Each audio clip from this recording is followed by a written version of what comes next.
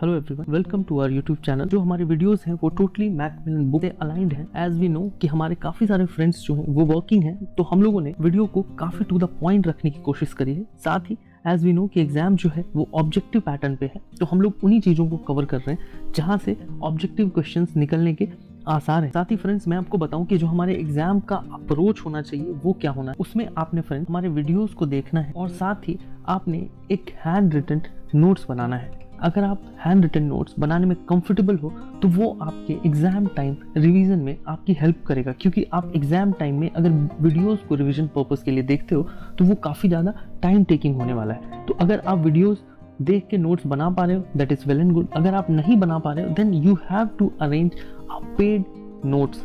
Friends again I repeat, you have to arrange a paid notes. It must not be from us, लेकिन आपके पास कहीं से भी एक पेड नोट्स होना चाहिए। You should not rely on any free floating content. So friends what we are offering is our e PDF notes plus MCQs. So friends अभी हम लोग बात करने वाले हैं JIIB के paper 1 Indian economy and Indian financial system के module 1 के unit 3 economic planning in India and Niti Aayog. So friends सबसे पहले हम लोग इसके कंटेंट्स देख लेते हैं। तो कंटेंट में सबसे पहले हमारे पास डेफिनेशंस होंगे कि जिससे हमको एक बेसिक आइडिया लगे कि इकोनॉमिक प्लानिंग होता क्या है। देन टाइप्स ऑफ प्लानिंग कि कितने टाइप्स की प्लानिंग है। Then objectives of economic planning. तो हम लोग इस वीडियो में ऐसे पढ़ने वाले हैं कि हम लोग ऑब्जेक्टिव को ऊपर करके पहले पढ़ेंगे फिर टाइप्स को पढ़ेंगे। Then history of economic planning, इसमें हम लोग हिस्ट्री को देखेंगे। Then assessment of 5 year plans. तो फ्रेंड्स आपको पता ही होगा कि जो इनिशियल डेवलपमेंट हम लोगों की शुरू हुई थी और वी वुड से कि आफ्टर फ्रीडम गवर्नमेंट ने ये डिसाइड किया कि हमको अगर ग्रो करना है तो we should split our target in parts. तो उसको स्प्लिट करके हमने 5 ईयर्स का प्लान बनाया था और हम लोग उसको ही आज इन डिटेल डिस्कस करने वाले हैं। उसके बाद हम लोग नीति आयोग को डिस्कस करने वाले हैं। नीति आयोग क्या है कि ये जो प्लानिंग कमीशन था जो 5 ईयर प्लान्स को बना रहा था, उस प्लानिंग कमीशन को सब्सटीट्यूट करके उसकी जगह नीति आयोग को लाया गया है। Then financial resources for economic plans. तो हम लोग अभी देखते हैं, हम लोग अपने टॉपिक को स्टार्ट करते हैं। First is definition of economic planning.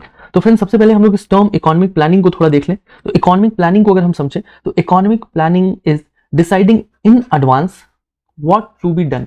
कि मतलब हम लोग कुछ भी करने वाले हैं तो ये एक बिल्कुल प्लानिंग की तरह ही कि कुछ भी प्लान करते हैं अगर हमको कुछ करना है तो कि where we want to go और what we want to achieve, तो वही है प्लानिंग। तो उसी तरह से इकोनॉमिक प्लानिंग कि इन एडवांस हमको ये डिसाइड करना है what we exactly want to do. In simple economic planning is to make a decision with respect to use of resources. मतलब हमको पता है कि हमारे जो रिसोर्सेज हैं वो बहुत ही लिमिटेड हैं और उन रिसोर्सेज को हमको कैसे इस्तेमाल करना है।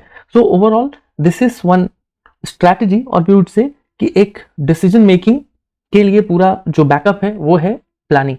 और एक और तरीके से समझें तो economic planning is the process under which central authority determines a set of economic and social target. तो ये भी एक तरह से हम लोग कह सकते हैं। लेकिन अभी हम लोग फिर से आते हैं जो डेफिनेशन की तरफ जो मैकमिलन बुक में पढ़ा है। सबसे पहले हम लोग देख लें कि जो 1938 मतलब before independence national planning committee जो है उसकी सेटअप हुई थी, उसको सेटअप किया गया था और ये किया था हमारे इंडियन नेशनल कांग्रेस ने।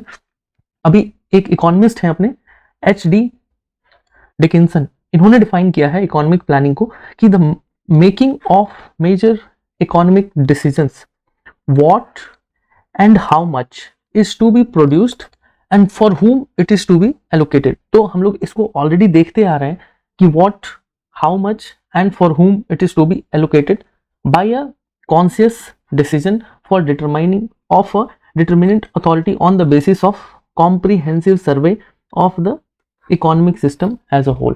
तो फ्रेंड्स वही बात है कि इकोनॉमिक प्लानिंग जो है वो क्या बनाना है, कितना बनाना है और किसके लिए बनाना है। इसके लिए जो हम लोग एक कॉन्शियस डिसीजन लेने वाले हैं किस बेसिस पे कि हमारे पास जो रिसोर्सेज हैं उसको किस तरह से इस्तेमाल करना है। तो इन्हीं चीजों को हम लोग यहाँ पे देख रहे थे। अभी हम लोग नेक्स्ट चलते हैं कि ऑब्जेक्टिव्स क्या है इकोनॉमिक प्लानिंग इन इंडिया के। तो पहला दैट इज फॉर श्योर कि इकोनॉमिक ग्रोथ, हमारे इकोनॉमी को ग्रोथ चाहिए थी। और ये कब की बात है, ये जो इकोनॉमिक प्लानिंग हुई थी ये आफ्टर इंडिपेंडेंस, इसका ज्यादा सिग्निफिकेंस है। अदरवाइज यहाँ क्या है कि उससे पहले इतना अगर कुछ था भी तो वो हमको समझ नहीं आ रहा था। अभी पॉवर्टी एलिवेशन हम लोगों ने अपने प्रीवियस वीडियोस में ऑलरेडी देखा हुआ है कि जब ब्रिटिशर्स यहाँ से गए तो जो हमारा पर कैपिटा इनकम था, तो पर कैपिटा इनकम मतलब फ्रेंड्स कि टोटल नेशनल इनकम, और नेशनल इनकम को हम कहाँ से डिवाइड करने वाले हैं, that is to be divided by the total population. तो वो बहुत ही ज्यादा कम था, तो वो कम था इसका मतलब कि पॉवर्टी थी। तो उस पॉवर्टी को एलिवेट करना हमारा एक प्राइम टारगेट था, क्योंकि जब तक पॉवर्टी नहीं जाएगी तब तक जो बेसिक डेवलपमेंट की बात हो रही है वो सारी चीजें धरी की धरी रह जाएंगी। तो after that employment generation, this is again कि अगर हमको पर कैपिटा इनकम को बढ़ाना है और पॉवर्टी को एलिवेट करना है तो उसके लिए एम्प्लॉयमेंट जनरेट करने की जरूरत है। ऐसे तो है नहीं कि रातों रात कहीं से पैसे आ जाएंगे लोगों के पास। नेक्स्ट जो है वो है social justice and reducing the inequalities. तो पोस्ट इंडिपेंडेंस जो एक और इश्यू जो हमारे कंट्री में थी वो ये थी इनइक्वालिटी ऑफ वेल्थ, और इवन वेरियस फैक्टर्स थे कि उन सारे फैक्टर्स पे इनइक्वालिटी थी कि कुछ लोग बहुत ज्यादा वेल्दी थे, कुछ लोग और मोस्ट ऑफ द पीपल जो थे वो पॉवर्टी से जूझ रहे थे। तो इसको कम करने के लिए भी हमको इकोनॉमिक प्लानिंग की जरूरत थी। Next, self reliance economy. अभी सेल्फ रिलायंस मतलब क्या होगा, और सेल्फ रेलियंट। अभी इसको हम लोग ऐसे देखेंगे कि सेल्फ सफिशिएंट होना, कि मतलब हमारी इकोनॉमी ऐसी हो कि हमको किसी बाहर के किसी भी प्रोडक्ट की या बाहर से किसी भी तरह के इंटरवेंशन की जरूरत ही ना हो।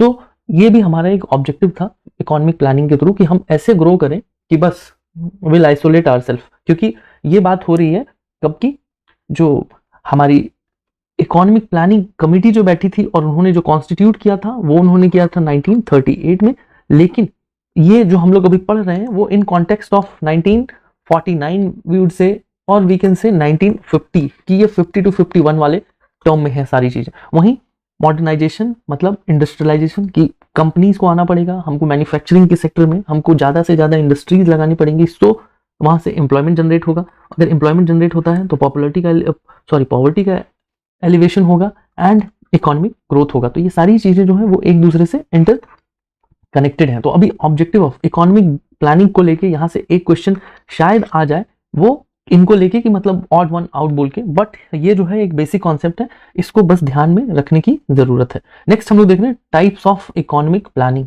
अभी इकोनॉमिक प्लानिंग जो है उसके टाइप्स हैं वो बहुत अलग अलग हैं, कि हम लोग कैसे, इन विच रेस्पेक्ट वी आर टॉकिंग, कि मतलब टाइप्स ऑफ प्लानिंग, और इसको समझे कि इन रिस्पेक्ट ऑफ व्हाट। तो अभी हम लोग इसको देखते हैं कि अगर हम लोग टेरिटोरियल के हिसाब से बात करें कि टेरिटरीज, तो उसमें एक टेरिटरी क्या हो सकती है, एक होगी रीजनल टेरिटरी, दूसरी होगी नेशनल। नेशनल मतलब कि एज एन होल, कि जो पूरे नेशन के लिए हम लोग प्लान बना रहे हैं, कि जो भी प्लान बनेगा वो पूरी कंट्री में एग्जीक्यूट होगा। और वहीं दूसरा जो है वो है रीजनल मतलब कि हम एक एक स्पेसिफिक रीजन को पकड़ेंगे और उस रीजन के हिसाब से करेंगे। कि फॉर एग्जांपल कुछ रीजन हैं जहां एग्रीकल्चर की संभावना ज्यादा है, then will explore agriculture there. वहीं कुछ रीजन हैं जहां पे मैन्युफैक्चरिंग की संभावना ज्यादा है, then will explore in that way. तो ऐसे ये हो गया टेरिटोरियल। नेक्स्ट हम लोग बात करेंगे पॉलिटिकल। अभी पॉलिटिकल पॉइंट ऑफ व्यू से अगेन हमारे पास जो है फेडरल मतलब कि नेशनल लेवल पे, स्टेट लेवल पे और लोकल लेवल पे, कि अगेन ये प्लानिंग के तीन टाइप्स हैं कि हम लोग ऐसे प्लानिंग कर सकते हैं इन जगहों पे। थर्ड है पार्टिसिपेशन के पॉइंट ऑफ व्यू से, कि पार्टिसिपेशन मतलब क्या है कि एक है सेंट्रलाइज्ड और दूसरा है डिसेंट्रलाइज्ड। तो सेंट्रलाइज्ड मतलब कि जो पूरा पावर है ना वो सेंट्रलाइज्ड रहेगा। मतलब कि अगर हम लोग इंडिया के रेस्पेक्ट में समझें तो इनिशियली जो हमारा इकोनॉमिक प्लानिंग था वो सेंट्रलाइज्ड था, कि वो सारी चीजें जो थी ना वो एकदम सेंटर से ही डिसाइड करी जाती है। सेंटर मतलब कि गवर्नमेंट जो थी हमारी सेंटर में वहां से डिसाइड करी जाती थी, और वो फिर सारे ही स्टेट्स में वही बात जो है वो एग्जीक्यूट होती थी। वहीं डिसेंट्रलाइज्ड का मतलब है कि जो भी प्लानिंग होगी उसमें स्टेट्स का भी इन्वॉल्वमेंट होगा एंड उनके पॉइंट ऑफ व्यू को ध्यान में रख के प्लानिंग को डेवलप करा जाएगा। अभी वहीं हम लोग टेम्पोरल और इसको टर्म बेसिस पे कहें तो long term planning and short term planning, ये दो टाइप्स हैं। और स्पेटियल, इसमें क्या है कि ये ज्योग्राफिकल कॉन्टेक्स्ट, ज्योग्राफिकल मैंने बताया ना आपको ऊपर भी कि एक एक जो ज्योग्राफिकल एरिया है उसके लिए एक एक अलग अलग प्लान। तो उस हिसाब से अब इसमें क्वेश्चन क्या आता है, इसमें क्वेश्चन इस तरह से आ सकता है कि पार्टिसिपेशन के पॉइंट ऑफ व्यू से और क्या टाइप्स हैं इकोनॉमिक प्लानिंग के, तो ऐसे क्वेश्चन बन सकते हैं। बट यहाँ कोई स्पेसिफिक वैसा डाटा नहीं है, सो इसको भी बस ध्यान में रखने की जरूरत है। और ये एक बेसिक अंडरस्टूड चीजें हैं तो इनको बहुत ज्यादा मग नहीं करना है। बट फ्रेंड्स आई सजेस्ट कि आपको कॉन्टिन्यूसली नोट्स बनाना है। अगर आप नोट्स बना रहे हैं then only your preparation is in right direction. Otherwise अगर आप सिर्फ वीडियोस देख रहे हैं और इन फ्यूचर अगेन फिर एक बार वीडियो देखेंगे तो बार बार वीडियो देखना जो है वो बहुत ही टाइम टेकिंग एक्सरसाइज है। तो better you make the notes और you can contact us for ई-PDF। मैंने वो प्रोसेस स्टार्टिंग में बता दिया है, तो आप उसको भी फॉलो कर सकते हैं। यही हम लोग अगेन की फॉर्म्स ऑफ प्लानिंग उसको देखते हैं। इसमें क्या है कि ये दो तरीके से है, regional planning and national planning. अभी जो रीजनल प्लानिंग है उसको अडॉप्ट किया यूएस ने, यूनाइटेड स्टेट्स ने, कब? 1916 में, and it was very very successful planning. अभी इसमें क्या था कि जो हम लोगों को प्लान को इंप्लीमेंट करना था वो प्लान रीजनल लेवल पे इंप्लीमेंट होता, वही कि मतलब इसको एक एक छोटे छोटे सेगमेंट में हम लोग रीजन को डिवाइड करके और वहां के हिसाब से प्लान को एग्जीक्यूट करेंगे। वहीं जो रसिया है उसने नेशनल प्लानिंग को अडॉप्ट किया और इन्होंने कब किया? 1928 टू 55, सो 5 ईयर प्लान इन्होंने लिया और जो इनका इम्प्लीमेंटेशन था इन्होंने किया नेशनल लेवल पे। इवन इन फ्यूचर इन्होंने तो 1928 एंड 23 पे किया है। इंडिया ने आगे जाके नेशनल प्लान को ही एग्जीक्यूट किया और नेशनल प्लान के साथ यहाँ पे वो सेंट्रलाइजेशन भी आया। अभी हम लोग यहाँ से आगे चलते हैं। इसमें हम लोग ये देखेंगे कि हिस्ट्री क्या है पूरी इकोनॉमिक प्लानिंग की। जो इंडियन इकोनॉमिक प्लानिंग जो हुई है थ्रू आउट वो कैसे, कि हम लोग देखते हैं कि इंडियन पहले जो है इसको हम लोग यहाँ से समझते हैं कि एक प्लानिंग कमीशन था। प्लानिंग कमीशन का काम क्या था? जो इकोनॉमिक प्लानिंग है वो करना। तो उन्होंने 5 ईयर प्लान बनाए। वो जो 5 ईयर प्लान था उसका टर्म रहा 1950 से लेके 2017 तक और इसमें 12 5 ईयर प्लान हुए। अभी हम लोग इसको आगे इन डिटेल देखने वाले हैं तो मैं इस पर ज्यादा एम्फेसिस नहीं दूंगा। वहीं 5 ईयर्स प्लान जो है वो 2017 तक आता है। उसके बाद फिर इसको डिसमेंटल कर दिया जाता है प्लानिंग कमीशन को और वी वुड से कि planning commission was replaced by NITI Aayog. कब? 2017 ऑनवर्ड्स। अभी हम लोग थोड़ा हिस्ट्री की बात करें, थोड़ा पीछे जाके देखते हैं कि इन 1950 सोशियो इकोनॉमिक प्लानिंग, इसको हम लोग सेंट्रलाइज्ड प्लानिंग भी बोल रहे हैं, बाय 5 ईयर प्लान। तो अभी एक बार को सोशियो इकोनॉमिक प्लानिंग जो टर्म आ गया है हम लोग इसको देख लेते हैं। तो सोशियो इकोनॉमिक जो है वहां क्या है कि involving social as well as economic factors और this factor includes occupation, education, income, wealth, health. तो जो बेसिक चीजें हैं वो सारी ही बेसिक चीजें यहाँ पे कवर्ड हैं इन सोशियो इकोनॉमिक प्लानिंग में और ये सेंट्रलाइज्ड थी और 5 ईयर वाला प्लान था। इसको जो चेयर करते थे प्लानिंग कमीशन को that was chaired by prime minister and इसमें नेशनल डेवलपमेंट काउंसिल जो है वो प्लानिंग कमीशन के सारे ही प्लान्स को अप्रूव करती थी। तो ये जो है एक 1 मार्क क्वेश्चन है यहाँ कि national development council was approving. तो इसमें ये है कि प्लानिंग कमीशन के प्लान्स को कौन अप्रूव करता था, इसमें अलग अलग एजेंसीज के नाम होंगे। Out of that one of them will be national development council. वहीं की प्लानिंग कमीशन को चेयर कौन करता था, अगेन यहाँ एक और क्वेश्चन है जिसको हम लोग देख सकते हैं। और मैंने पीछे स्किप कर दिया कि इंडिया ने पोस्ट इंडिपेंडेंस कौन से प्लान को चूज किया था, then that was national planning. So again यहाँ पे एक 1 मार्क क्वेश्चन दिख रहा है। अभी हम लोग यहीं से थोड़ा आगे आ जाते हैं वो एक बेसिक अंडरस्टैंडिंग के लिए कि जो प्लानिंग कमीशन था और जो नीति आयोग आया इन दोनों में जो बेसिक डिफरेंस रहा वो क्या रहा। तो वो ये था कि जो प्लानिंग कमीशन था that had ability to impose policies on state government. उनके पास इतना पावर था कि वो कोई भी पॉलिसी बना के वो उसको स्टेट गवर्नमेंट को कंपेल कर सकते थे और वी वुड से कि इवन सेंट्रल गवर्नमेंट की कुछ पॉलिसीज हैं अगर जो उन्होंने बनाया है उसमें सेंट्रल गवर्नमेंट को भी अगर कुछ एग्जीक्यूट करना है देन दे हैड टू। लेकिन वहीं पे इन्होंने नीति आयोग को बनाया, ये इसको इन्होंने एक थिंक टैंक की तरह बनाया और वी वुड से एक एडवाइजरी बॉडी की तरह।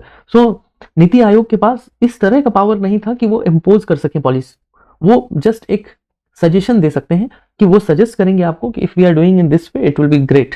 अगर हम करना चाहते हैं नहीं चाहते हैं that is up to government. But यहाँ पे जो प्लानिंग कमीशन था वहां पे चीजें बहुत सख्त थी। अभी वहीं हम लोग बात करें कि डिस्ट्रीब्यूशन ऑफ फाइनेंस वो भी जो है वो प्लानिंग कमीशन ही डिसाइड करती थी। लेकिन अभी क्या है कि नीति आयोग के पास कोई पावर नहीं है, इसके लिए फाइनेंस मिनिस्ट्री है, वहीं से ये चीजें डिसाइड होती हैं। और जो प्लानिंग कमीशन था उसमें there was no involvement of state government. अभी जो नीति आयोग है यहाँ पे स्टेट गवर्नमेंट का इन्वॉल्वमेंट हो गया है। तो यहाँ हम जो इसको कह सकते हैं यहाँ पे चीजें सेंट्रलाइज्ड प्लानिंग में थी और यहाँ पे हम लोग उसी को डिसेंट्रलाइज कर रहे हैं, क्योंकि यहाँ पे स्टेट गवर्नमेंट का जो है वो इन्वॉल्वमेंट आ रहा है किसी भी एक डिसीजन मेकिंग के लिए। अभी हम लोग आ रहे हैं कि the history of economic planning. तो ये हम लोग बात करने वाले हैं 5 ईयर इकोनॉमिक प्लानिंग की। तो फ्रेंड्स यहाँ मैंने एक टेबल बना दिया है, आई होप इस टेबल से ज़्यादा कुछ भी पढ़ने के लिए नहीं है 5 ईयर प्लानिंग में, और ये बहुत ही ज़्यादा इंपॉर्टेंट होने वाला है। यहाँ से डेफिनेटली किसी भी एग्जाम में 2 to 3 मार्क्स का क्वेश्चन होना ही है। अब वो चाहे जिस भी फॉर्म में हो, वो हम लोग अभी इस एग्जाम के बाद डिसाइड करेंगे, क्योंकि अभी this is the very first time when this paper has introduced for JIB। Earlier this paper was in CAIIB, तो वहाँ पे चीज़ें थोड़ी अलग थी, वहाँ पे केस स्टडीज वगैरह आते थे, लेकिन यहाँ पे हम लोग देखते हैं कि अभी IIBF इसको कैसे अप्रोच करने वाला है। तो आप या तो इसका स्क्रीनशॉट ले लें, या फिर आप सिंपली एक पेन एंड पेपर लेके नोट्स बना सकते हैं, या फिर आप हमारे PDF की तरफ आइए, वहाँ हम लोगों ने इसको थोड़ा और सिंपल करने की कोशिश करी है, क्योंकि यहाँ अगर हम लोग ज़्यादा सिंपल करने की कोशिश करते तो मे भी बहुत सारी चीज़ें स्किप हो जाती, लेकिन PDF में ऐसा नहीं होता है। वहाँ कुछ चीज़ें पहले अगर मेंशन हो गई हैं तो हम लोग उसको यहाँ पे नहीं लेके आएंगे। सो आप लोग अकॉर्डिंगली प्लान कर सकते हैं। फिलहाल हम लोग देखते हैं कि जो फर्स्ट प्लान आया था दैट वाज इन 51 to 56, और उसमें जो हमारा फोकस था that was agriculture, irrigation and electricity development. तो फ्रेंड्स मैं आपको बताऊं कि पोस्ट इंडिपेंडेंस हमारी हालत इतनी भी अच्छी नहीं थी इवन, तो हमने पहले प्लान बनाया कि पहले हमारा ध्यान एग्रीकल्चर की तरफ होना चाहिए, जिससे कि हमको खाने के लिए कोई कमी ना हो, उसके बाद बाकी चीजें देखेंगे। So the first 5 year plan we targeted it as 2.10, और हमने जो अचीव किया वो 3.60, सो इट वाज गुड। और जो फर्स्ट 5 ईयर प्लान है इसी में 5 IITs को स्टैब्लिश करा गया था। तो आप यहाँ से नोट करते जाएंगे कि क्या एक हमारे ब्रेक थ्रूज भी हैं जो 5 ईयर प्लान्स में आए हैं, क्योंकि वहां से भी क्वेश्चंस बन सकते हैं। एज आई सेड कि 2 to 3 मार्क्स, तो काफी स्कोप है यहाँ जहां से क्वेश्चन आ जाए। वहीं हम लोग सेकंड 5 ईयर प्लान की बात करें दैट वाज 56 to 61, और इसमें जो था वो इंडस्ट्रियलाइजेशन की तरफ ध्यान दिया गया और heavy industries and capital goods. तो यहाँ पे आप देखेंगे कि यहाँ जो हमारा टारगेट था दैट वाज 4.5, लेकिन हमने अचीव किया 4.27, तो मतलब ये अंडर अचीव्ड हुआ है। वहीं हम लोग अगर बात करें कि हाइड्रोलिक पावर प्लांट्स इसी 5 ईयर में आए, 5 स्टील प्लांट्स आए, और अगर भिलाई, दुर्गापुर, राउरकेला, ये जितने प्लांट्स हैं वो सारे प्लांट्स इसी टर्म में आए थे। अभी हम लोग थर्ड प्लान की तरफ देखते हैं। The third plan is 61 to 65, और ये जो थर्ड प्लान है इसमें हमारे फेलियर की वजह से, क्योंकि यहाँ पे हमको जितना एक्सपेक्टेड ग्रोथ था उतना नहीं मिला, then again we have come back to our basics. तो हमने फिर से एग्रीकल्चर ग्रोथ की तरफ ध्यान दिया, एंड की गोल जो हमारा था वो था नेशनल इनकम, क्योंकि हम लोगों ने पहले ही पढ़ लिया है कि जो पर कैपिटा इनकम था पोस्ट इंडिपेंडेंस वो बहुत ही कम था। तो जस्ट टू बूस्ट इट हमने फिर से एग्रीकल्चर को एक की बनाया, लेकिन इसमें हुआ क्या कि हमारा टारगेट था 5.60 एंड वी अचीव्ड 2.4। उसका कारण है कि इसी टर्म में 2 वॉर्स हुए। एक वॉर जो था वो 1961 to 62, एंड दूसरा वॉर जो था वो पाकिस्तान के साथ वो 1965 to 66 हुआ है। तो इसीलिए यहाँ पे जो ये एक टर्म है कि आप देख सकते हो कि इसको हम लोग 1961 to 66 भी लिख सकते थे, क्योंकि 5 ईयर प्लान था, लेकिन ये एक्चुअली 4 ईयर्स का ही था, तो 1965 तक। तो आप इसको देख लेंगे, अगर आपके ऑप्शन में वहां 1966 रहता है तो आप उसको मार देंगे, अदरवाइज जो एक्चुअल है वो 1965 है। और इसी साल में इसी 5 ईयर के टर्म में FCI, UTI, IDBI इन सबको बनाया गया। अभी हम लोग उस वॉर के बाद और जो हमारे यहाँ पे जो फेलियर्स हो रहे थे इसके लिए हमने स्विच किया 3 एनुअल प्लान्स पर। एनुअल प्लान्स मतलब कि यहाँ पे हमने इसको, इस टर्म को हम प्लान हॉलीडे बोलते हैं। तो फिर आपके लिए अगेन एक क्वेश्चन है यहाँ 1 मार्क क्वेश्चन कि प्लान हॉलीडे का टर्म कौन सा था, तो दैट वाज 3 ईयर्स 66 to 69। इसमें क्या हुआ कि 3 साल को हमने एक एक करके देखा। वो कैसे, 66 67 एक साल, 67 68 दूसरा, एंड 68 to 69 तीसरा। इसमें क्या था, हमने एग्रीकल्चर के लिए जो स्ट्रैटेजीज थी उनको इम्प्लीमेंट किया, और हमने वैसे शीट्स को डिस्ट्रीब्यूट किया जिनकी जो हाई यील्ड शीट थी उसको। फिर हमने फर्टिलाइजर के ऊपर अपना इन्वेस्टमेंट लगाया, और जो भी इरिगेशन पोटेंशियल था उनको, ताकि जो हमारा एग्रीकल्चर है वो वेल स्टैब्लिश हो जाए। इवन जो अभी हमारा एग्रीकल्चर है that is one well established agriculture, तो वो जो है वो कहीं ना कहीं इन सारे एफर्ट्स की ही वजह से हुआ है। अभी हम लोग फोर्थ 5 ईयर प्लान की तरफ आते हैं, दैट इज 69 to 74। इसको जो है वो गैडगिल स्ट्रैटेजी के तौर पे भी देखा जाता है। तो पहले हम लोग देख लें कि गैडगिल स्ट्रैटेजी है क्या। तो ये जो स्ट्रैटेजी का नाम आया है वो आया है आफ्टर धनंजय रामचंद्र गैडगिल, ये महाराष्ट्र से थे, ये एक सोशल साइंटिस्ट थे और इन्होंने सबसे पहले क्रिटिसाइज किया था इंडियन प्लानिंग को। और इनका क्रिटिसिज्म क्या था, इन्होंने क्या क्रिटिसाइज किया कि हमको जो है वो एज वी नो कि ये जो था वो सेंट्रलाइज्ड प्लान था। तो भी इन्होंने कहा कि आप सेंट्रलाइज्ड को स्टेट प्लान बनाएं, मतलब कि स्टेट्स का भी इन्वॉल्वमेंट जरूरी है, तो आप उसकी तरफ भी ध्यान दें। तो यहाँ पे जो हमारा टारगेट था वो 5.6 था, बट वी अचीव 3.3।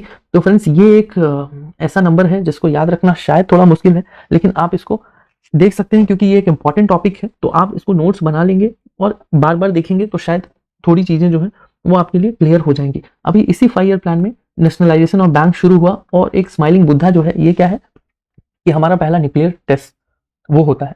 अभी इसके बाद हम लोग 5th 5 ईयर प्लान की तरफ जाते हैं। ये अगेन 4 ईयर्स का ही है, तो आप ये ध्यान देंगे ये 4 ईयर्स का क्यों है, क्योंकि इस टाइम में, चलिए वो हम लोग आगे देखते हैं। इसका जो मेन फोकस्ड एरिया रहता है वो है पॉवर्टी एरिडिकेशन एंड सेल्फ सफिशिएंसी। वही कि मतलब गरीबी को हटाना है एंड सेल्फ सफिशिएंट बनना है, कि हम अपनी इकोनॉमी को ऐसा बनाएं कि हमको किसी और पे डिपेंड होने की जरूरत ना पड़े। इसमें हमारा टारगेट जो था वो 5.20 था, वेयर वी अचीव्ड 5.50।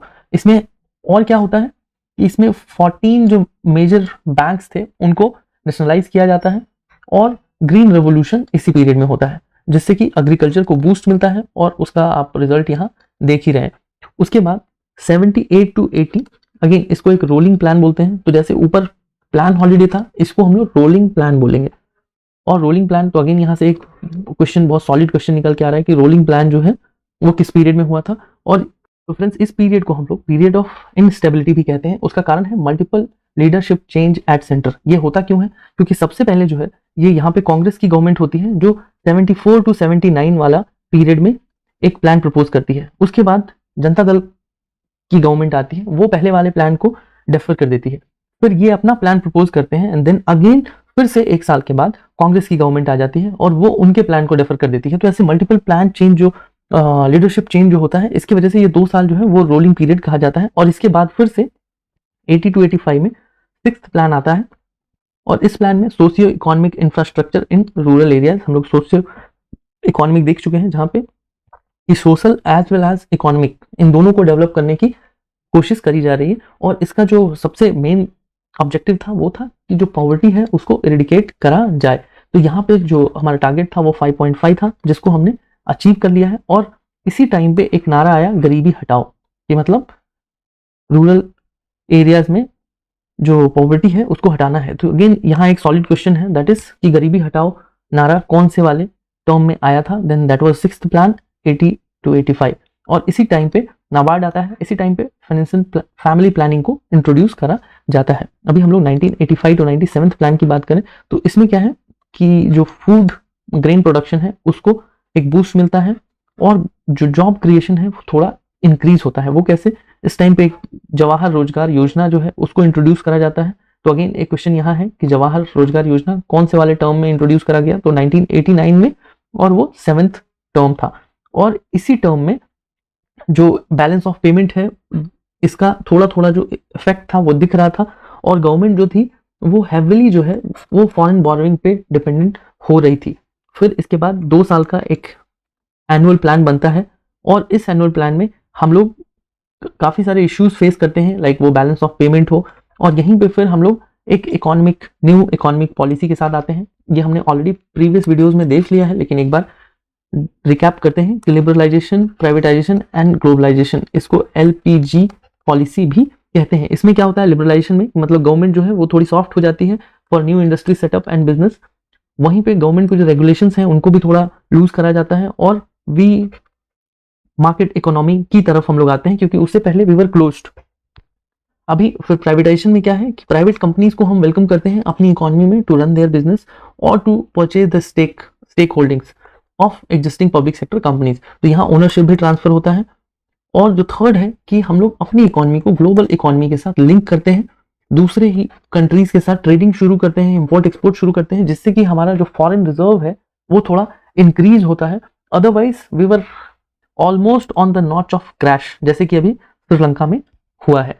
अभी हम लोग फिर से बैक टू ट्रैक आते हैं 1992 to 97 8th प्लान। इसमें क्या है कि decentralisation, cooperative federalism, agri and other rural activities जो है उनकी तरफ देखा जाता है। इसमें क्या है कि मार्केट बेस्ड डेवलपमेंट जो है, तो मार्केट बेस्ड डेवलपमेंट मतलब आप समझ गए होंगे कि जो मार्केट का इंटरवेंशन है, जो बिजनेस पीपल का इंटरवेंशन है, वो इकोनॉमी में थोड़ा बढ़ता है एंड उनके लिए जो नॉर्म्स है वो थोड़ा हल्का करा जाता है। तो इसमें फिर से क्या होता है कि जो हमने ग्रोथ को एक्सपेक्ट किया था दैट वाज 5.60, लेकिन हमको जो ग्रोथ मिलती है वो 6.70 की मिलती है। इसी टाइम पे जो हमारे डॉक्टर मनमोहन सिंह हैं वो एफएम रहते हैं, फाइनेंस मिनिस्टर, एंड उनको काफी क्रेडिट दिया जाता है इसके लिए। तो इस 92 टू 97 में रिफॉर्म का एग्जीक्यूशन होता है। इंडिया जो है वो WTO वर्ल्ड ट्रेड ऑर्गेनाइजेशन का मेंबर बनता है और पंचायत एंड नगरपालिका वाला जो एक पूरा सेटअप है वो भी यहीं से इनिशिएट होता है। तो आप अगेन यहाँ से एक 1 मार्क क्वेश्चन को एक्सपेक्ट कर सकते हैं। उसके बाद 97 टू 92 हम लोग बेसिक मिनिमम सर्विस जो है, जिसको हम लोग कहते हैं कि रोटी कपड़ा मकान, हेल्थ एंड एजुकेशन, उसकी तरफ जाना चाहते हैं एंड एलिमिनेशन ऑफ पॉवर्टी। लेकिन जो हमारा ग्रोथ रेट एक्सपेक्टेड था वो 7.6 7.1, बट हमने अचीव किया 6.0। और यहाँ से जो हम अचीव करना चाह रहे थे एक्चुअली वो अचीव हो नहीं पा रहा था। जैसे कि हमने पॉवर्टी एलिमिनेशन की बात करी, वो तो अभी तक नहीं हुआ है, but this term was 97 to 2002। अभी हम लोग 2002 टू 7 अगर 10th टर्म की बात करें तो इसमें हमने ये रेजोल्यूशन लिया था कि हमको हमारे पर कैपिटा इनकम को डबल करना है नेक्स्ट 10 ईयर्स। तो 2007 के एंड से 2017 डबल नहीं हुआ, तो लेकिन इसमें जो ओवरऑल ग्रोथ था दैट वाज गुड। फिर हम लोग ये देख रहे थे यहाँ इंक्लूसिव ग्रोथ मतलब कि हम लोग ऐसे देख रहे थे कि हमको सारे ही सेक्टर्स में सेपरेटली ग्रो करना है। सारे ही सेक्टर्स मतलब हमने प्रीवियस चैप्टर्स में हमने ये देखा कि हमारे प्राइमरी सेक्टर्स हैं, secondary and tertiary sector. Even जो हमारा यहाँ पे फोकस था कि एग्रीकल्चर मतलब कि हम प्राइमरी सेक्टर पे काम कर रहे थे, सेकेंड इंडस्ट्रियलाइजेशन मतलब हम सेकेंडरी सेक्टर पे काम कर रहे थे। लेकिन यहाँ जब इंक्लूसिव की बात करी जाती है मतलब कि हमको सारे ही सेक्टर में डाइवर्स वे में ग्रो करना है। 11th प्लान अगेन जो है वो फ्रेंड्स इंक्लूसिव ग्रोथ की बात करता है, इन्वायरमेंटल इश्यूज की बात करता है, ड्रिंकिंग वाटर्स की बात करता है। तो इतने सालों में इन्वायरमेंटल इश्यूज जो है वो आने लग गए थे, तो उनको एड्रेस करना हमने शुरू कर दिया था। लेकिन वही है कि अभी भी हम लोग अप टू 2012 ड्रिंकिंग वाटर की बात कर रहे थे। नेक्स्ट 2012 टू 17 जो 12 प्लान है, इसमें अगेन हम लोग हेल्थ, एजुकेशन, स्किल डेवलपमेंट, इन्हीं सारी चीजों पे फोकस करते हैं। जहां हमने टारगेट किया था 9%, बट हम लोग 6.7% ग्रो करते हैं। तो एक्चुअली जो लास्ट के 4 हैं उनको कहा जाता है कि ये उतना परफॉर्म नहीं कर पा रहे थे, क्योंकि ये जो फाइनेंशियल प्लानिंग जो पूरी कमिटी थी हमारी, जो प्लानिंग कमीशन, और वी वुड से कि इकोनॉमिक प्लानिंग का जो तरीका था हमारा वो काफी पुराना था। वो एक्चुअली 1951 से शुरू होकर हम लोग 2017 तक आ गए थे। तो यहाँ पे उनकी जो एक्सपेक्टेशन थी और the way how they were approaching that was not correct. तो उसको ओवरलुक करने के लिए यहाँ से आगे हम चलते हैं नीति आयोग की तरफ, और हम लोग एक बार को देखते हैं कि असेसमेंट इस 5 ईयर्स में हमने क्या खोया क्या पाया। तो खोया पाया तो छोड़िए, जो फिलहाल मैकमिलन बुक में है फिलहाल हम लोग उसी को देखते हैं। तो जो नेशनल इनकम है वो इंक्रीज होता है, तो नेशनल इनकम इंक्रीज होता है तो पर कैपिटा इनकम भी इंक्रीज होता है, साथ ही हमारी पॉपुलेशन भी बढ़ी थी। बट स्टिल यहाँ एक सिग्निफिकेंस है कि हाँ पर कैपिटा इनकम भी इंक्रीज हुआ है। वहीं पे कि 7 आउट ऑफ 12 5 ईयर्स प्लान वो लोअर ग्रोथ दिखाते हैं देन एक्सपेक्टेड, कि हमने जितना एक्सपेक्ट किया था उससे कम। आउट ऑफ 12 7 में ऐसी होता है। फिर नेगेटिव पर capita income growth in 71 72 and 91 92। तो एक ये 1 मार्क क्वेश्चन यहाँ पे आपको दिख सकता है। एग्रीकल्चर जो है वो वहां ग्रोथ हुआ है। ग्रीन रेवोल्यूशन जो है वो 1960 में हुआ था। ग्रीन रेवोल्यूशन मतलब कि एग्रीकल्चर रिलेटेड। वहीं हम लोग सेल्फ सफिशिएंसी जो है वो फूड ग्रेन प्रोडक्शन में हम लोग अटेंड करते हैं, कि जिससे कि हमारे पास खाने की चीजें जो है उसको हम प्रॉपरली प्रोड्यूस कर रहे हैं and we are the leading exporter now. वहीं हम लोग इंजीनियरिंग आइटम्स जो होते हैं उसको गुड प्रोपोर्शन में इंडिया एक्सपोर्ट कर रहा है, एंड वी वुड से कि जो हमारा कंट्रीब्यूशन है वो 86% है ऑफ ओवरऑल मर्चेंटाइज एक्सपोर्ट्स। तो फ्रेंड्स आपको ये ओवरव्यू, एक ओवरलुक मिल गया असेसमेंट 5 ईयर्स प्लान का, और यहाँ से और भी क्वेश्चंस बन सकते हैं, बट इनका जो मेन एम्फेसिस होगा वो इस चार्ट की तरफ होगा। तो आप या तो इसका स्क्रीनशॉट ले लें, या आई होप आपने नोट्स बना लिया होगा, या फिर आप हमारे ई-पीडीएफ के लिए हमको कॉन्टैक्ट कर सकते हैं, क्योंकि आपको चीजें काफी क्रिस्प पढ़नी है। आपके लिए स्टोरी टेलिंग मतलब, क्योंकि आपको किसी डिस्क्रिप्टिव एग्जाम के लिए नहीं जाना है फिलहाल, हम लोग जो ये कंटेंट बना रहे हैं ये ओनली ऑब्जेक्टिव एग्जाम के पॉइंट ऑफ व्यू से बना रहे हैं। तो यहाँ पे हम उन्हीं चीजों को पॉइंट कर रहे हैं जहां से हमको लग रहा है कि 1 मार्क क्वेश्चन या 2 मार्क क्वेश्चन को पिक किया जा सकता है। अभी हम लोग आ जाते हैं नीति आयोग की तरफ।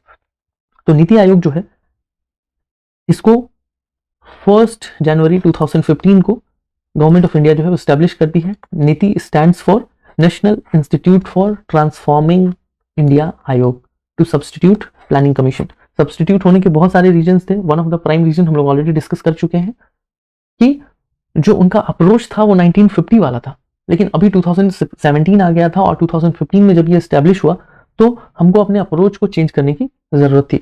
अभी देखिए, आयोग is the governments top policy think tank. इनको थिंक टैंक की तरह देखा जा रहा है और ये बोथ डायरेक्शनल पॉलिसी सजेशन, मतलब वो आपकी बात सुन के आपको सजेशन दे रहे हैं, जबकि प्लानिंग कमीशन के साथ क्या था कि वट एवर दे से इज द लॉ। अभी यही हम लोग फिर से आगे देखते हैं कि based on the logic nature of economy had shifted to market dominated system. कब?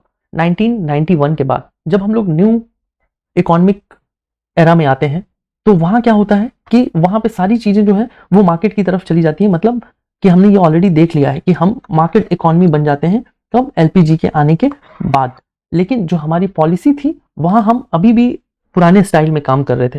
एंड द स्टेट राइट्स, जो हमारे स्टेट्स थे वो डिसेंट्रलाइजेशन चाहिए था, क्योंकि उनकी जो प्रायोरिटीज थी उनको प्लानिंग कमीशन जो है वो समझ नहीं पा रही थी। तो नीति आयोग में वही करा गया, ये two way communication in a decentralised manner. मतलब यहाँ पे सेंट्रल एंड स्टेट ये सारे लोग बैठेंगे एंड मिलके they will decide for the common interest. अभी नीति आयोग जो है वो अगेन प्राइम मिनिस्टर ही चेयर करते हैं। अभी हम लोग आगे देखते हैं कि फंक्शन ऑफ नीति आयोग। तो इनका जो है कि develop a shared vision of national development, priority sector and active states participation, कि यहाँ हमको जो स्टेट्स हैं हमारे उनका एक्टिव पार्टिसिपेशन चाहिए होगा। And to promote cooperative federalism. अभी फेडरलिज्म, कोऑपरेटिव फेडरलिज्म क्या होता है? तो देखिए, ये जो टर्म है ये Augustine mentioned Indian cooperative federalism की ये जो टर्म है वो यहाँ से आया है। और यहाँ पे क्या है कि ये an ideology to stable relationship between central and state to coordinate on issues of common interest. कि यहाँ क्या होता है कि जो कोऑपरेटिव फेडरलिज्म है वहां पे कि जो सेंटर एंड स्टेट है उनको एक ही टेबल पे लाना है to coordinate with each other, ताकि उनके जो कॉमन इश्यूज हैं उनको आसानी से डील किया जा सके। Next, to create procedure for developing viable plans at village level and gradually उसको फिर हायर लेवल पे लेके आना है। फिर नेशनल सिक्योरिटी को भी कंसिडरेशन में रखा गया है नीति आयोग में, क्योंकि इसका एक इंपॉर्टेंट रोल है इकोनॉमिक स्ट्रैटेजी में।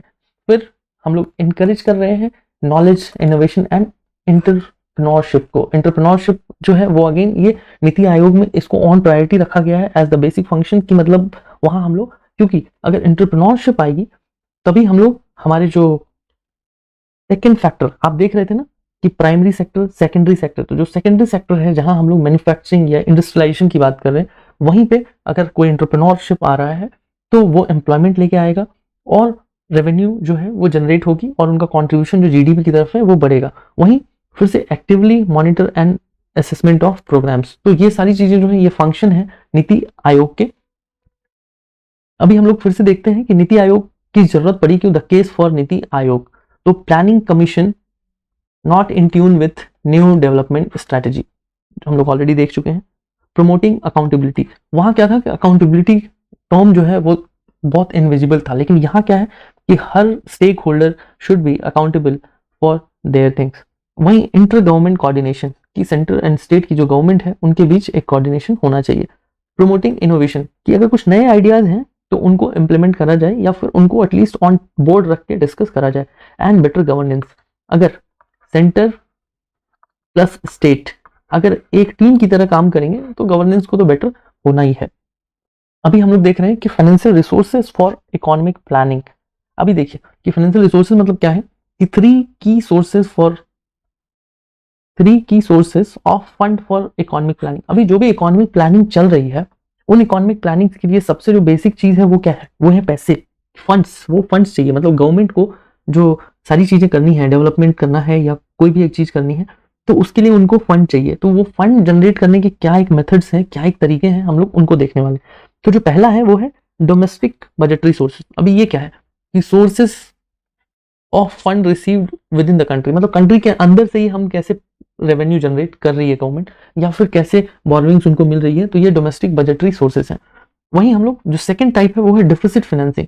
इसमें क्या है कि जब भी गवर्नमेंट की जो इनकम है वो पूरे जो कंट्री में एक्सपेंडिचर है उससे बढ़ जा रहा है, तो फिर ये डिफिसिट वाला लेवल है। तो यहाँ पे फिर गवर्नमेंट कैसे इस चीज को मैनेज कर रही है और फंड्स कहाँ से ला रही है। और थर्ड जो है वो है फॉरेन असिस्टेंस। इसमें क्या है कि काफी सारी जो कंट्रीज हैं वो क्या है कि दूसरी कंट्रीज को हेल्प करती हैं। काफी सारे जो ग्लोबल इंस्टीट्यूट्स हैं वो दूसरी कंट्रीज को हेल्प करते हैं in form of gift, grant और लोन। जैसे वर्ल्ड बैंक हमको लोन देती है, IMF हमको लोन देती है, हम हमारी जो छोटी कंट्रीज हैं उनको अलग अलग चीजें गिफ्ट करते हैं। अभी रिसेंटली आपने सुना होगा कि इंडिया ने जो फूड ग्रेन्स है वो अपनी नेबरिंग कंट्रीज को भेजा है। तो ये जो है वो गिफ्ट है, हेल्प है, असिस्टेंस है, क्योंकि इस टाइप का जो असिस्टेंस है that is directly indirectly related to economy. अभी हम लोग देखते हैं कि जो मेजर पोर्शन है कंट्रीब्यूशन का वो है डोमेस्टिक बजटरी सोर्सेज की। जो फर्स्ट है वही हम लोग मेजर मतलब विद इन कंट्री जो है हम लोग चीज़ों को मैनेज कर लेते हैं। उसके बाद अगर डेफिसिट होता है तो उसको हम लोग देख लेते हैं कैसे करना है। और जो FDI है that is at the minimal and now. अब हम लोग ये देखते हैं कि सोर्सेज ऑफ फंड, ये पैसे आखिर आते कहाँ से हैं।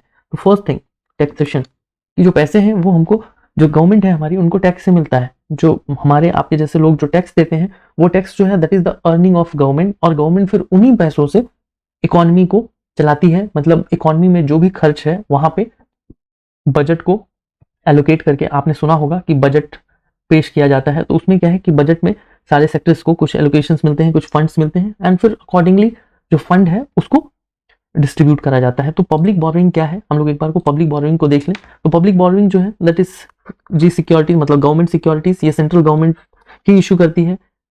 और दूसरा है ट्रेजरी बिल्स। ट्रेजरी बिल्स जो है वो शॉर्ट टर्म बोरोइंग है, ये भी अगेन टू गवर्नमेंट ही है कि गवर्नमेंट, लेकिन ये शॉर्ट टर्म बोरोइंग है, ये लॉन्ग टर्म बोरोइंग है। और जो ये सारी चीजें हैं इन फॉर्म्स में जो गवर्नमेंट है वो लोगों से बोरोइंग करती है। वहीं हम लोग ये देखें कि PSU सरप्लस। अभी PSU सरप्लस क्या है, अगर हम लोग बैंक की बात करें फिलहाल, तो बैंक के पास जो सरप्लस पैसा होता है वो RBI के पास जमा होता है। And RBI is the bank of nation, कि जो गवर्नमेंट है उनका बैंक जो है वो RBI है। तो मतलब अगर गवर्नमेंट को पैसे चाहिए होंगे तो जो पैसे CRR या फिर CRR, ये सारी चीजें हम लोग आगे जब इंडियन फाइनेंशियल सिस्टम पढ़ेंगे वहां पे इन चीजों को इन डिटेल डिस्कस करेंगे। लेकिन कि मतलब जो बहुत सारे पैसे हैं जो बैंक रिजर्व रखती है RBI के पास with some set of norms, तो उन पैसों को गवर्नमेंट इस्तेमाल करती है। इवन अदर जो PSUs हैं जिनके पास सरप्लस फंड है उसको भी गवर्नमेंट इस्तेमाल करती है। अभी वहीं हम लोग ये देखते हैं कि जब डिफिसिट मतलब कि हमको कमी हो जाती है, जो हमारा इनकम है मतलब कि हम कमा कम रहे हैं और खर्च ज्यादा कर रहे हैं, तो उसको बैलेंस कैसे करना है। तो उसके लिए फंड्स कहाँ से आते हैं, तो उसके लिए मल्टीपल एक्टिविटीज हैं। फर्स्ट कि borrowing from public and foreign government. Public मतलब वही सेम जो हम लोग ऑलरेडी कर रहे हैं वही चीज, और फॉरेन मतलब कि यहाँ जो गवर्नमेंट है उनसे हम लेते हैं पैसे, फॉरेन गवर्नमेंट से, on some nominal interest rate और जो भी टर्म्स होते हैं। दूसरा कि withdrawing cash balances held with RBI, तो जो पैसे RBI के पास अगर गवर्नमेंट के पड़े हैं तो वो पैसे, या फिर बोरोइंग फ्रॉम RBI, कि RBI के पास जो बैंक्स के पैसे पड़े हैं जिसको आप RBI का पैसा कह सकते हैं, तो वहां से जो गवर्नमेंट है वो बोरो करती है पैसे को। अभी हम लोग फिर देखते हैं कि फॉरेन असिस्टेंस जो है वो हमको FDI के थ्रू मिलता है। तो हम लोग FDI को ऑलरेडी काफी बार देख चुके हैं, फॉरेन डायरेक्ट इन्वेस्टमेंट, ये हमारे प्रीवियस वीडियोस में है। तो ये क्या है कि an investment made by a company or entity based in one country into the company or entity of another company. ये क्या है कि कोई एक कंपनी जो है वो अच्छा कर रही है इंडिया में, और कोई एक फॉरेन की कंपनी है वो उनके पास पैसा बहुत है और वो भी किसी सेक्टर में अच्छा कर रहे हैं। तो अगर हमारी कंपनी को फाइनेंशियल असिस्टेंस चाहिए, मतलब फंड्स चाहिए, तो वो जो फॉरेन की कंपनी है वो इनको ऑफर करती है पैसे विद सम स्टेक होल्डिंग्स। वहीं हम लोग इसको ऑलरेडी प्रीवियस वीडियोस में देख चुके हैं कि generally software, hardware, automobile industry में FDI जो है वो सबसे ज्यादा है। और बैंकिंग में अगर हम लोग देखें तो general insurance, life insurance companies जो है उनके पास भी FDI है, क्योंकि उनके नाम में ही आपको झलकता होगा कि वहां पे ऑलरेडी एक फॉरेन एंटिटी का नाम होता है। तो ये जो है ये एक बेसिक आइडिया था जो मैं आपको देना चाह रहा था। आई होप आपको क्लैरिटी मिली होगी। अदरवाइज ये जो चैप्टर है इन बुक काफी वाइड है, लेकिन मोस्ट ऑफ द थिंग्स जो है वो डिस्क्रिप्टिव पॉइंट ऑफ व्यू से है। तो मुझे समझ नहीं आता है कि बुक में फिलहाल डिस्क्रिप्टिव का काम क्या है, क्योंकि अल्टीमेटली हमको जो एग्जाम क्रैक करना है दैट विल बी ऑब्जेक्टिव। तो हमने इसको क्रिस्प बना दिया है अपने हिसाब से। आप देख लें, अगर आपने नोट्स बना लिया है that is great, otherwise you can contact us for our materials. And friends, अगर आपको वीडियो अच्छा लग रहा है, हमारा एफर्ट अच्छा लग रहा है, तो आप हमारे वीडियो को लाइक कर दीजिए, हमारे चैनल को सब्सक्राइब कर दीजिए। Thank you.